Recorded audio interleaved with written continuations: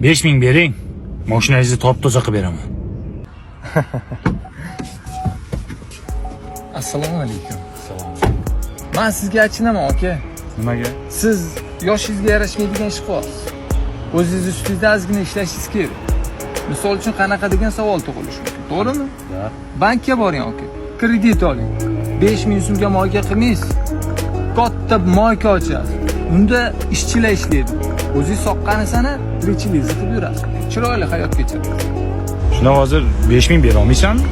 Okajonim, men sizga chiroyli tushuntirdim degan umiddaman. Siz aka pulni qidirib yurmaysiz. Bo'ldagi. Pulni o'zi sizni qidirib 5000 qizg'anyapsan-ku mashinangdan, sen kredit deysan sen.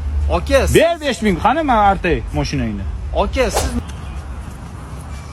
ha qo'shni. Ha. Yo'l bosan. Moskva, Rossiya. Nimaga? Ishga. Bu hayotingizdagi eng katta xato bo'ladi men sizga aytsam. Nimaga? Chunki bunaqa fikr mendan ham o'tgan. O'shanda 17 yoshda edim. Hamma kuldi, gapirdi, atrofimda hech kim qolmadi. Men nima qildim? Harakat qildim, izlandim, o'qidim, tayyorlandim, diplom oldim. Muhimi diplom oling, ishlang, o'zingizni ustingizda ishlang. Hech kimga qarab Ajoyib qilsan, zo'r. Ba diplom. 4 yil o'qiganman. Top ish. Bormay, top. Men bormayman. aka, siz meni noto'g'ri tushundingiz. Inson hayotda o'zi uchun o'zi harakat qilishi kerak. Hech kim unga Pashol naxiya. Hammang zo'r ishli bo'lib oldingda. Bitta men qolib ketdim ishsiz diplom bilan. Top ish, qani 3 yil staj so'rab yotibdi. Nima qayerda ishlang?